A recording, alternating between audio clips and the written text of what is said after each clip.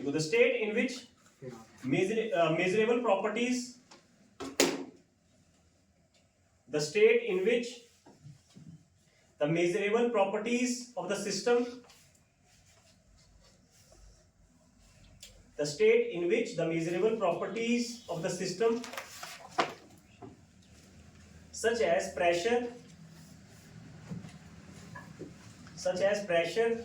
comma density, comma color, comma concentration, etc. do not undergoes any further noticeable change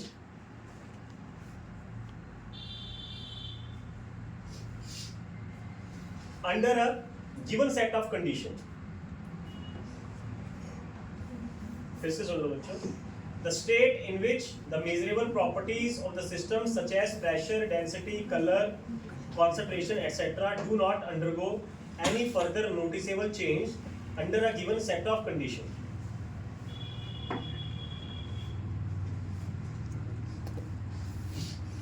ठीक है. और नीचे लिख लेना बच्चों, rate of forward reaction is equal to rate of backward reaction. In equilibrium, rate of forward reaction is equal to rate of backward reaction. Rate of forward reaction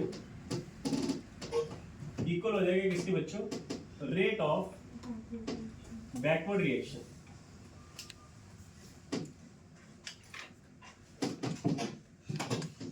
Rate of forward reaction is equal to rate of backward reaction.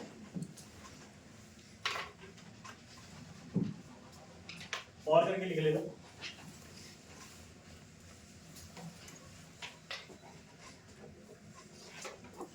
The state, एक और definition है equilibrium की, ये भी लिख सकते हैं हम. The state at which the concentration of reactants and products, the state at which the concentration of reactants and products do not change with time. The state at which the concentration of reactant and product do not change with time.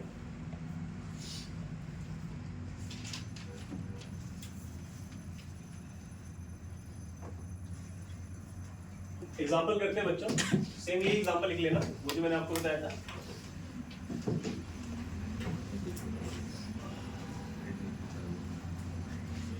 मान लो आपके पास sugar है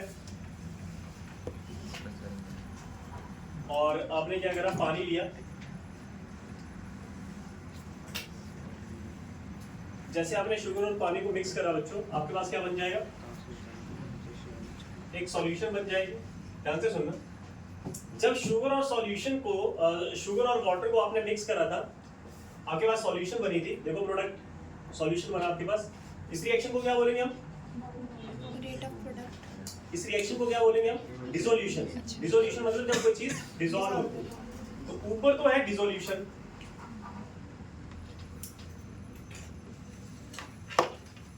और देखो backward reaction की अगर मैं बात करूं, ये बैकवर्ड, ये देखो बच्चों, कभी भी जब रिवर्सिबल रिएक्शन होता है ना, ये रिवर्सिबल रिएक्शन होता है. देखो ये जो साइन है इसका मतलब रिवर्सिबल रिएक्शन, कि फॉरवर्ड जा रहा है तो आपके पास सॉल्यूशन बन रही है, और अगर ये रिएक्शन बैकवर्ड जाए, ये देखो जो बैकवर्ड जाए तो आपके पास वापस क्या मिलेगा? शुगर मिलेगा और वाटर मिलेगा. और जब बच्चों वापस ये रिएक्शन जा रहा है तो वहां पे प्रेसिपिटेशन हो रही है. इस रिएक्शन को क्या बोलेंगे हम? क्रिस्टलाइजेशन.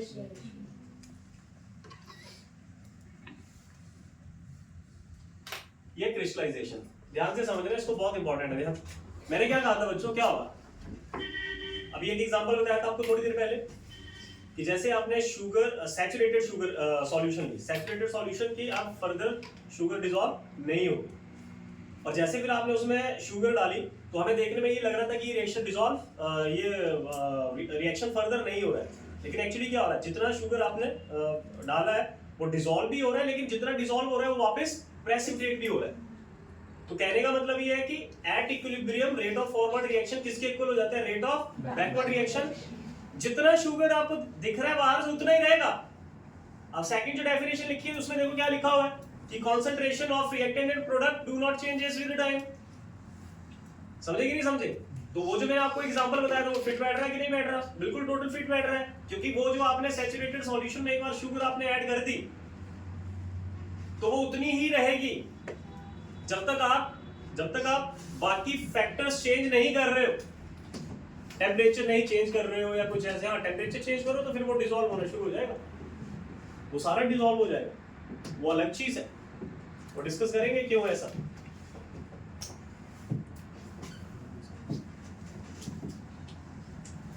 तो इस रिएक्शन में क्या होगा बच्चों? At equilibrium rate of forward reaction किसके इक्वल हो जाएगा? Rate of backward reaction.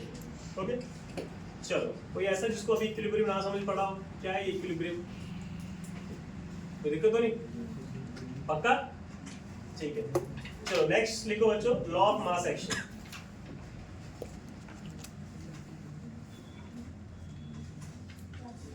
Law of mass action,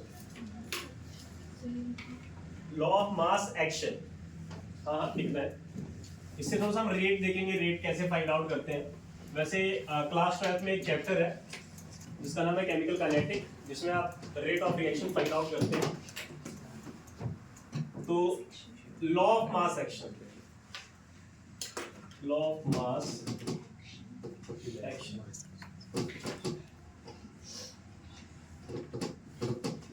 law of mass action देखो बच्चों, लॉ ऑफ मास एक्शन क्या कहता है? देखो, the rate of chemical reaction is directly proportional to the rate of chemical reaction is directly proportional. The rate of chemical reaction is directly proportional to the product of the.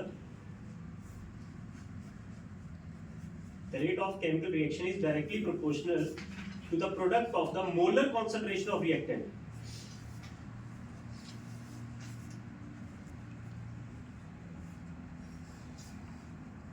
Directly proportional to the product of molar concentration of reactant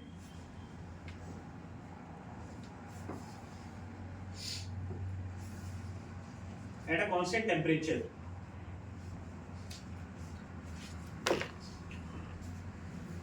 At a constant temperature at any time.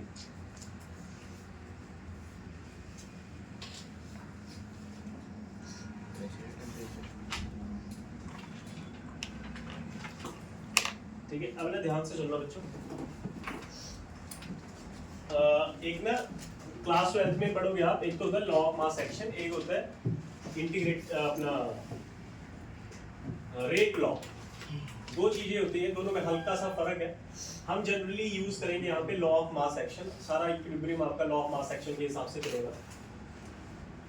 अब उसने कहा कि rate कैसे निकालोगे आप किसी भी reaction का। उसने कहा जैसे मान लो आपके पास एक रिएक्शन है A + B, और A + B जो है वो रिएक्ट होके बना रहा है आपके पास प्रोडक्ट। ध्यान से लेना बच्चों, आपके पास प्रोडक्ट बन रहा है। तो उसने कहा रेट निकालना है, तो रेट कैसे निकालेंगे? तल में चाटा खाएगा, बाकी ऊपर बैठा है?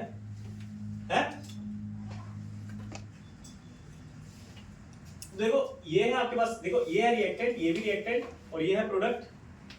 रेट का मतलब क्या होता है? रेट का मतलब होता है कि कोई रिएक्शन कितना फास्ट हो रहा है। रेट का मतलब यहाँ पे प्राइस नहीं है कितने का आएगा।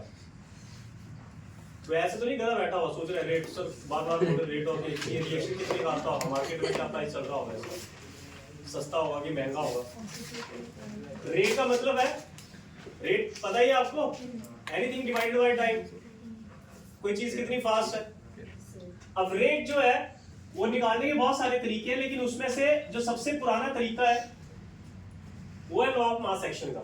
उसने कहा रेट जो होता है रिएक्शन का वो होता है डायरेक्टली प्रोपोर्शनल। ध्यान से सुनना, ये प्रोपोर्शनल का साइन है, directly proportional to concentration of reactant. अब बच्चों रिएक्टेंट मान लो आपके पास अभी A है और एक B है।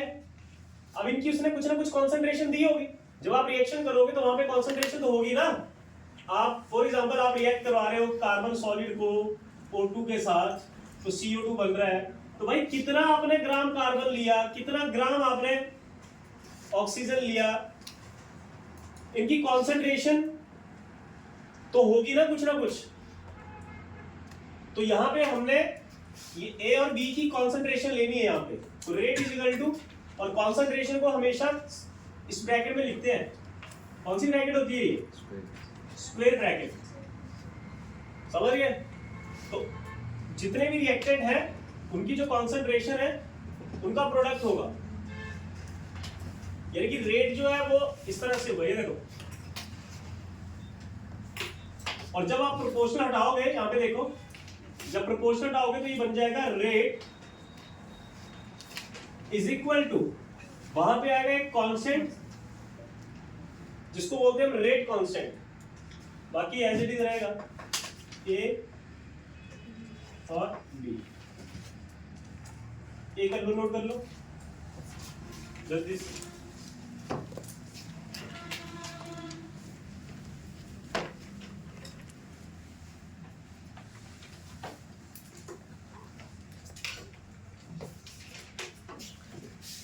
हो गया? रेट इज इक्वल टू के ए इनटू बी। बच्चों उसके बाद कल को अगर कोई स्टोइकियोमेट्रिक कोएफिशिएंट आ जाए तो क्या करेंगे रिएक्शन का? तो हम हमेशा उसको पावर में लिख देना है, ठीक है? एग्जांपल एक और लिख लेना, ठीक है? ये फर्स्ट एग्जांपल है, ये एग्जांपल 2 दे देता हूं मैं, ये चेक करना बच्चों, यहां पे लिखता हूं एग्जांपल 2। यही अगर मैं स्टोइकियोमेट्रिक कोएफिशिएंट दे दूं यहां पे, चेक करना एग्जांपल 2। जैसे मैंने लिखा 2a + 3b give rise to p। बच्चों हमें यहाँ पे प्रोडक्ट की कंसंट्रेशन से कोई लेना देना नहीं है। लॉ ऑफ मास सेक्शन में सिर्फ आपको रिएक्टेंट पता होना चाहिए, उसकी कंसंट्रेशन, वहां से रेट निकल जाएगा हमारे पास। रेट का मतलब क्या बताया बच्चों मैंने, कि कोई रिएक्शन कितना फास्ट है, ठीक है? तो ये देखो बच्चों, इसका कैसे लिखेंगे हम? ये फिर से वही बनेगा, रेट डायरेक्टली प्रोपोर्शनल टू क्या आएगा, a की पावर कितना 2 और b की पावर 3। अब समझे कि नहीं समझे? तो कोएफिशिएंट आएगा तो उसको पावर रेज कर देना, और ये जब प्रोपोर्शनल हटाओगे तो यहाँ पे क्या आ जाएगा तो सीधा इसको डायरेक्टली लिखा करो वैसे, ये लो, वेयर लिख लेना, where k is rate constant, where k is rate constant.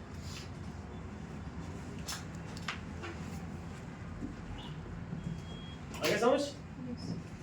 अब आगे हमने इंपॉर्टेंट इक्वेशन डिराइव करनी है, ये क्लियर है ना?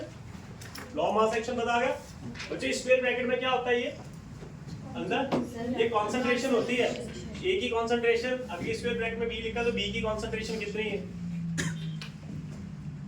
डन? अब नीचे हेडिंग दो,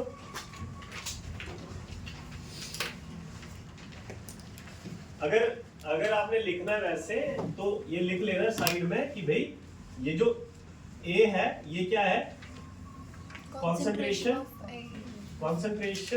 ऑफ ए, और बी क्या चीज है, कॉन्सेंट्रेशन ऑफ बी।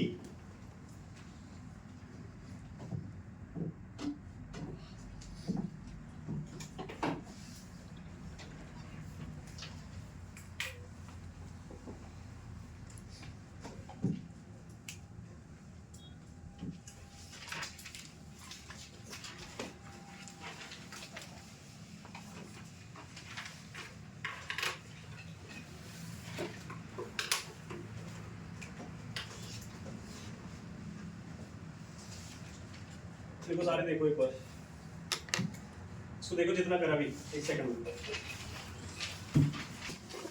चलो हेडिंग दो। तो law of chemical equilibrium, law of chemical equilibrium and equilibrium constant, law of chemical equilibrium and equilibrium constant.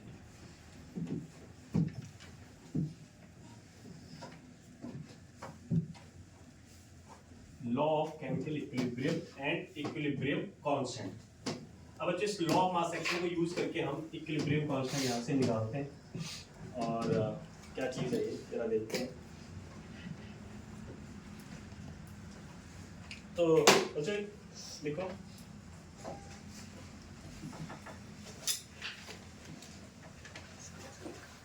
देखो consider a reversible reaction, consider a reversible reaction. Reversible reaction हमारे पास बच्चों A plus B give rise to C plus D। ये एक reversible reaction ले लिया हमने, एक रिवर्सिबल रिएक्शन लिया मैंने A plus B give rise to C plus D, A plus B give rise to C plus D। Reversible reaction मैंने बताया था ना, कभी भी ये डबल हेडेड एरो होगा तो उसका मतलब है रिएक्शन रिवर्सिबल है। मतलब ये रिवर्सिबल, ये मतलब A प्लस B रिएक्ट करके C प्लस D भी बना सकता है और C प्लस D रिएक्ट करके वापस A प्लस B भी बना सकता है। डिपेंड करता है यहाँ पे फैक्टर्स आप कैसे चेंज कर रहे हो, वही हमने समझना है। तो बच्चों अब यहाँ पे रेट निकालो रिएक्शन का। अब दो तरह का रिएक्शन है, एक फॉरवर्ड जा रहा है और एक बैकवर्ड जा रहा है। फॉरवर्ड देखो कौन सा जा रहा है, A plus B to C plus D। अच्छा, फॉरवर्ड रिएक्शन के लिए बच्चों रिएक्टेंट कौन है और प्रोडक्ट कौन है? रिएक्टेंट A प्लस B और प्रोडक्ट C प्लस D है। A प्लस B और प्रोडक्ट कौन है? C plus D। और बैकवर्ड रिएक्शन के लिए रिएक्टेंट कौन है? C प्लस D और प्रोडक्ट A प्लस B। बात समझे कि सब? तो बच्चों हम आते हैं, हम लिखते हैं rate of forward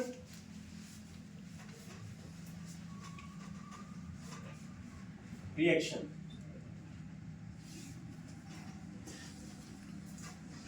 rate of forward reaction निकालते हैं हम यहां पे। क्या रहेगा रेट ऑफ फॉरवर्ड रिएक्शन, बताओ। जैसे हम रेट लिख रहे थे उसको सिंपल ऐसे करो, आप साइड में लिख दो, यहां पे F लगा दो, मतलब rate of forward reaction.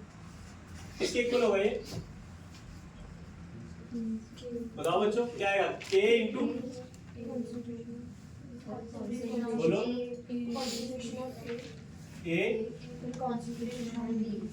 B, यही रहेगा। और रेट ऑफ बैकवर्ड रिएक्शन क्या रहेगा? C plus C into D रहेगा। बोलो K rate of backward reaction क्या रहेगा? K C into D। ये रहेगा। चलो चलो चलो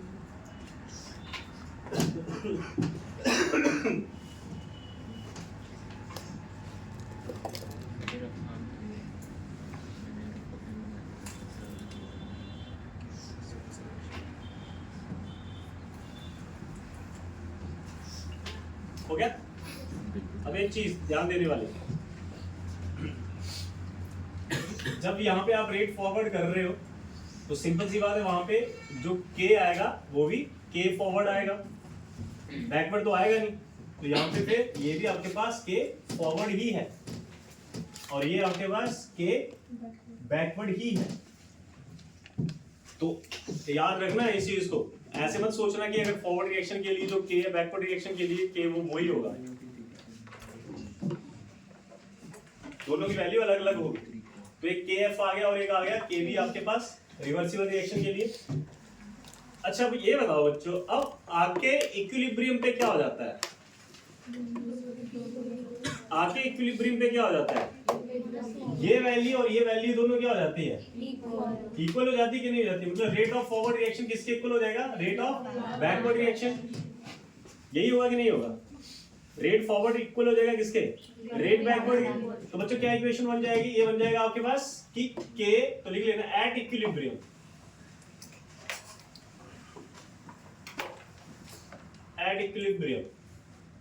एट इक्विलिब्रियम बच्चों K फॉरवर्ड A और B किसके इक्वल हो जाएगा? K बैकवर्ड C और D।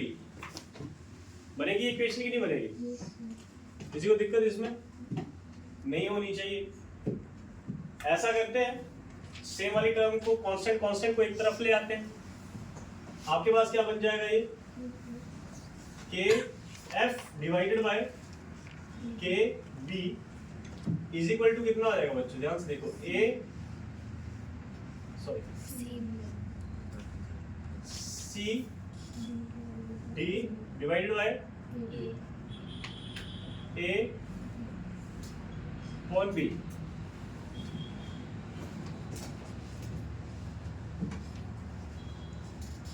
हो गया?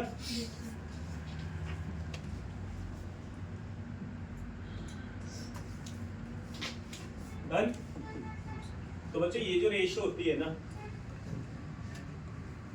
ये रेशियो के फॉरवर्ड डिवाइडेड बाय के बैकवर्ड,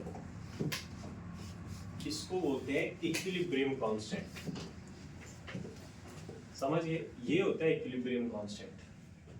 तो के F divided by K B क्या चीज है? Equilibrium constant.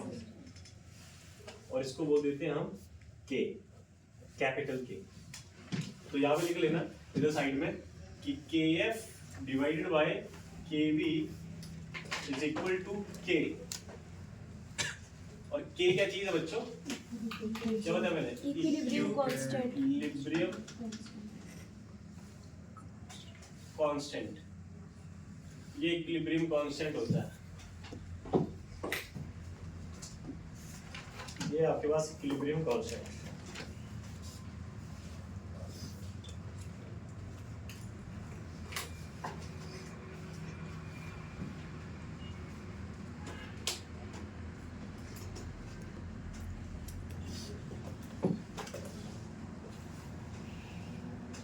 एंड ये जो इक्वेशन है बच्चों, तो क्या बन जाएगी इक्वेशन? क्या बन जाएगी बताओ? K is equal to C D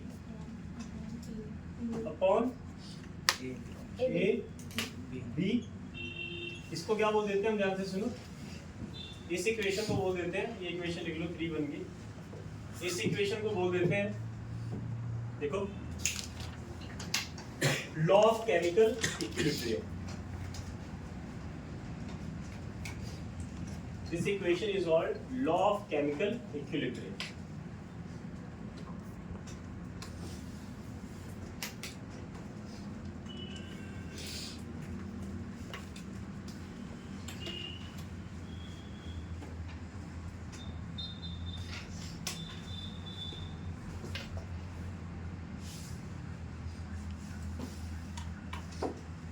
हो गया? डन? समझे? देखो एक बार फिर से देखो सारे क्या करा हमने क्या करा, एक रिवर्सिबल रिएक्शन लिया, a plus B give rise to c plus D. उससे रेट ऑफ फॉरवर्ड रिएक्शन, अब मैंने क्या करा कि अगर ये रिवर्सिबल रिएक्शन है तो एक इसका रेट ऑफ फॉरवर्ड होगा, एक रेट ऑफ बैकवर्ड होगा। रेट ऑफ फॉरवर्ड की अगर बात करूं तो बच्चों ध्यान से सुनो, वहां पे k आएगा, लॉ ऑफ मास एक्शन हमने ये सीख लिया कैसे करते हैं इसको। तो kf a concentration a into concentration b। और बैकवर्ड के लिए बात करें तो सिंपल सी बात है, ये हमारे पास क्या बन जाएंगे, जब रेट ऑफ फॉरवर्ड रिएक्शन देख रहे हैं तो ये रिएक्टेंट है, ये प्रोडक्ट है। जब बैकवर्ड रिएक्शन कर रहे हैं तो ये रिएक्टेंट बन गया, इसलिए हमने ये लिए थे यहाँ पे।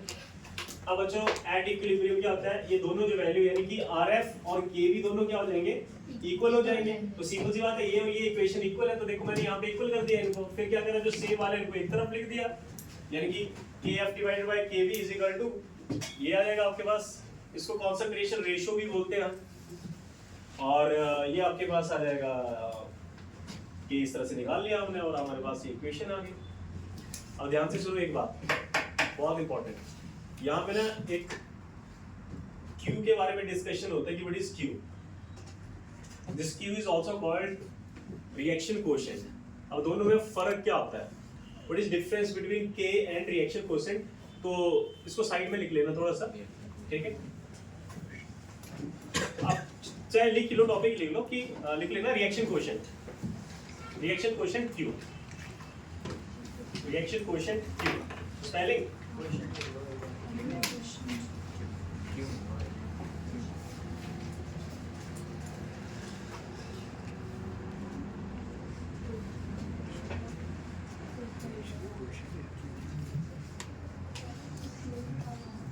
Concentration coefficient, concentration reaction coefficient भी बोल देते हैं, कोई दिक्कत नहीं है इसको। कोएफिशिएंट की स्पेलिंग है QUOTIENT। रिएक्शन कोएफिशिएंट और कंसंट्रेशन कोएफिशिएंट, QUOTIENT। अब देखो बच्चों ये क्या चीज है, रिएक्शन कोएफिशिएंट या फिर कंसंट्रेशन कोएफिशिएंट क्या चीज है, देखो ध्यान से समझ रहे हैं इसको, साइड में समझ रहे हैं। जैसे मान लो आपको एक रिएक्शन दिया है A plus B and give rise to C plus D, ठीक है, सेम वही रिएक्शन लिख लिया हमने। एक रिएक्शन दी है A plus B give rise to C plus D। उसने कहा इसका रिएक्शन कोएफिशिएंट कैसे लिखेंगे, कंसंट्रेशन कोएफिशिएंट कैसे लिखेंगे। कंसंट्रेशन कोएफिशिएंट का मतलब है कंसंट्रेशन को डिवाइड कर दो, तो आप सिंपली क्या लिखोगे, concentration of product divided by concentration of reactant.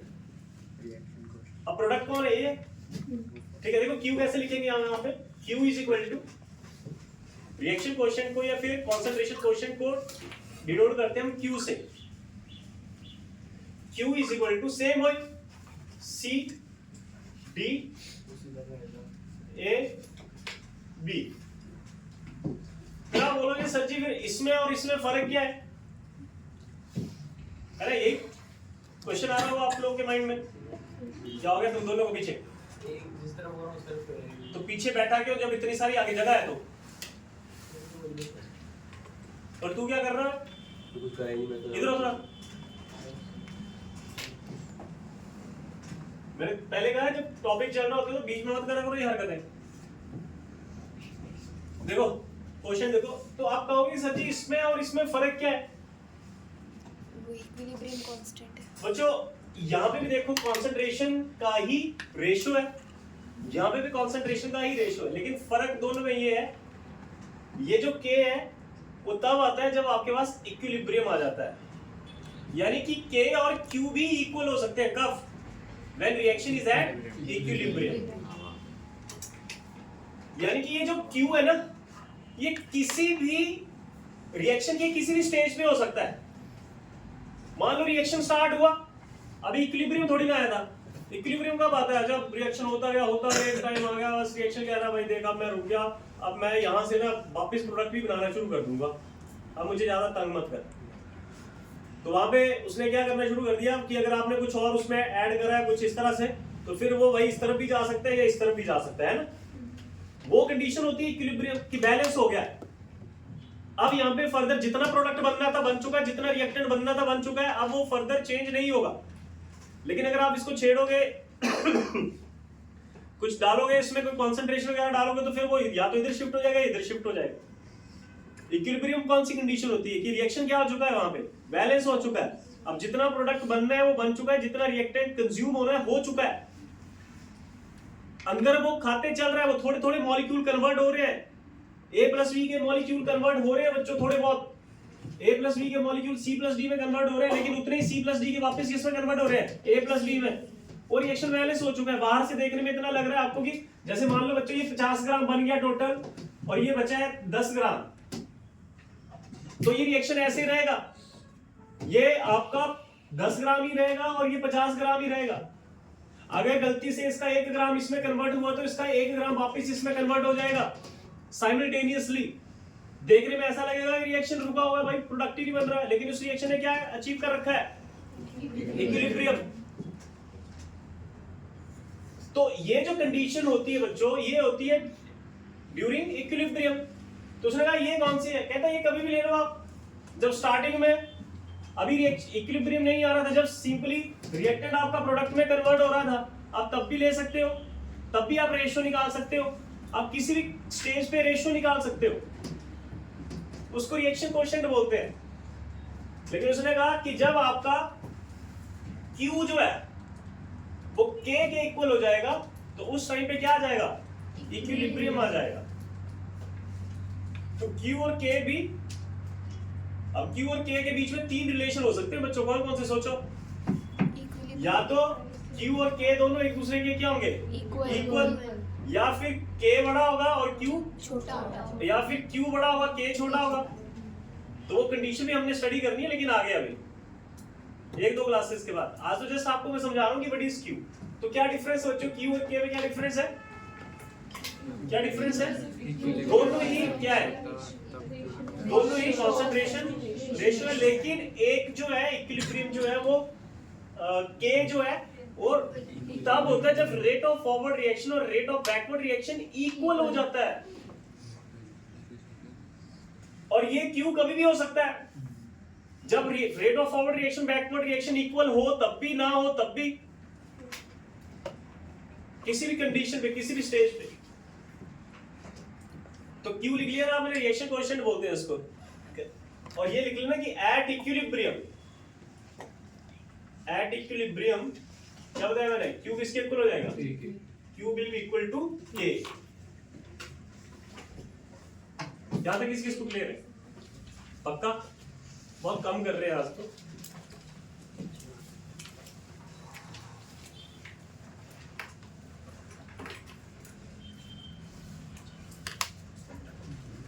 चलो बच्चों, अब हम वो करते हैं, एक्सप्रेशन करते हैं, इक्वेशन को कैसे एक्सप्रेस करना है। तो आपके क्वेश्चंस आएंगे छोटे मोटे, तो फिर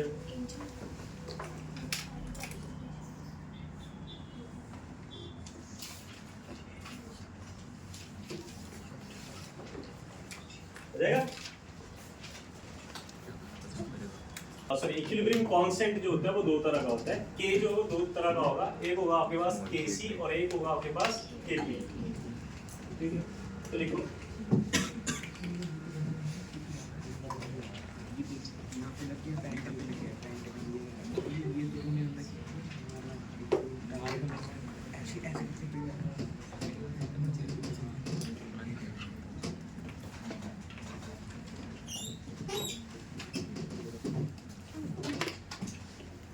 तो ये जो के है बच्चों, ध्यान से सुनना, ये के जो है ये दो तरह का आपके पास, एक है हमारे पास केसी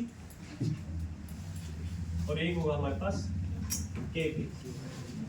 सी का मतलब यहाँ पे कॉन्सेंट्रेशन है और पी का मतलब यहाँ पे प्रेशर है। केसी का मतलब है equilibrium constant in term of concentration. KC का मतलब बच्चों कि इक्विलिब्रियम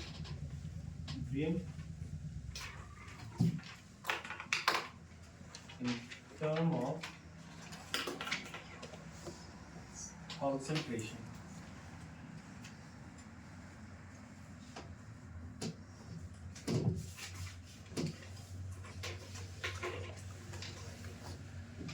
ठीक है, ये इन टर्म लिखा बच्चों, इन टर्म ऑफ कॉन्सेंट्रेशन।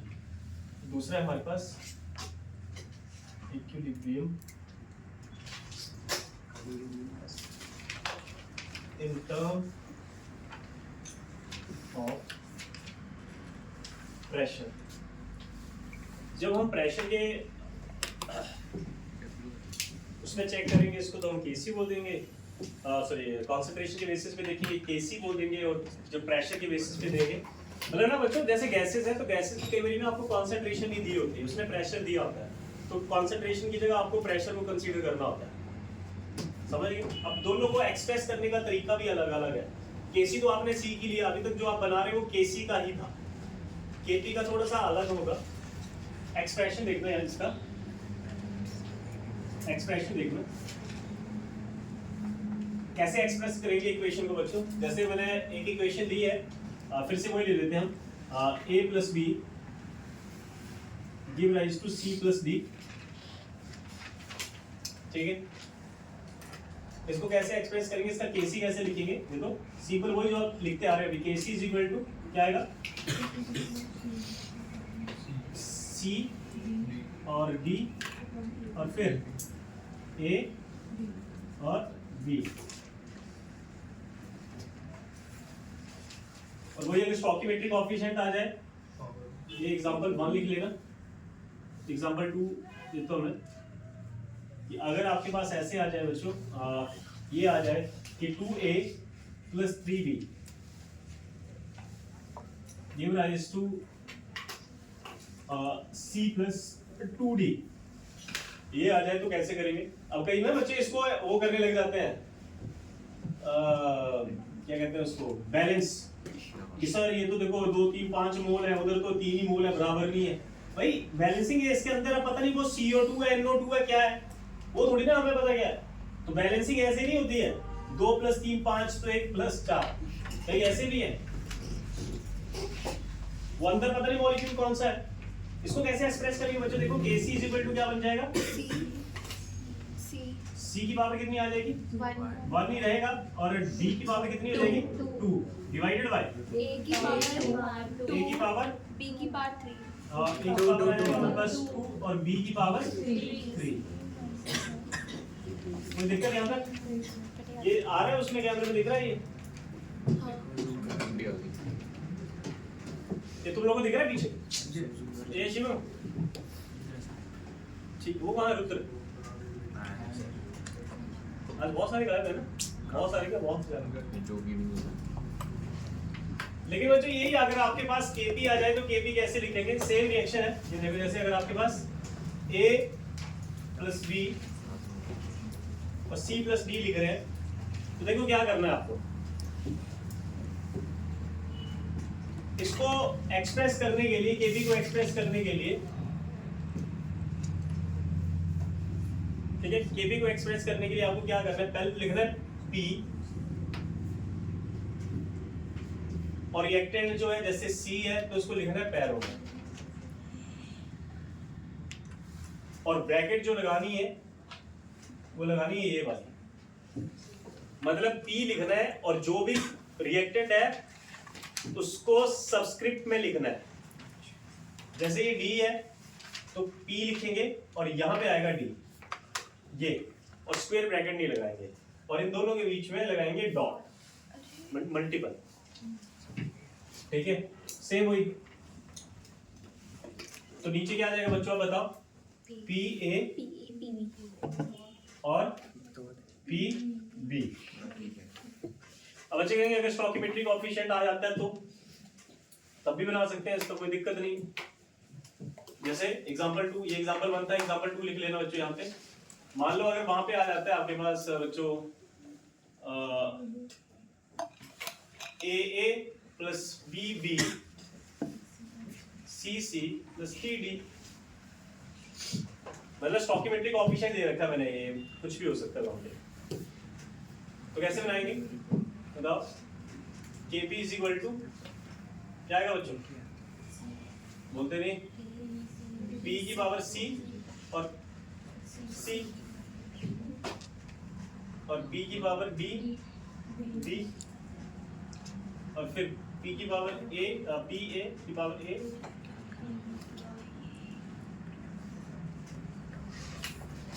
अब मैं एग्जांपल ही दे देता हूँ एक्चुअल में, और ये सिर्फ गैसेस के लिए होता है, याद रखना। जैसे मैंने दिया H2 गैस, I2 गैस और 2HI गैस। पहले ये देख लो फिर क्वेश्चन करते हैं इस पे।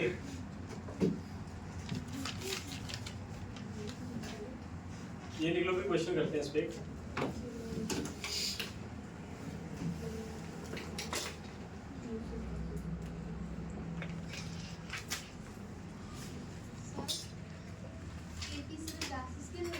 हाँ जी, ओनली फॉर गैसेस।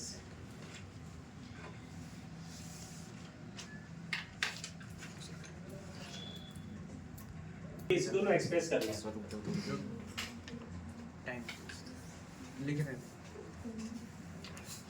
जल्दी करना, बातें में वो है वेदिका।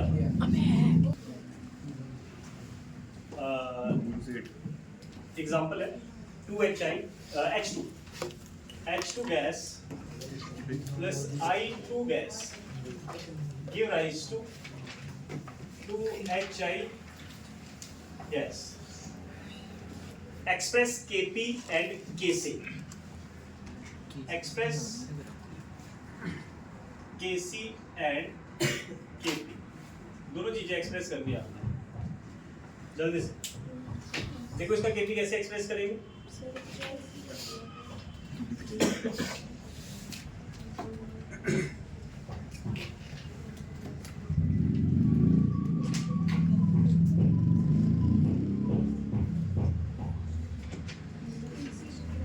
कैसे एक्सप्रेस करेंगे बच्चों? सर Kp आ गया सर, दोनों Kc तो सिंपल सा ना, हाँ क्या आपके पास HI देखो स्क्वायर ब्रैकेट लगेगी और power 2 divided by H2 H2 और I2, यही होगा। वही सेम ऊपर वाले का है।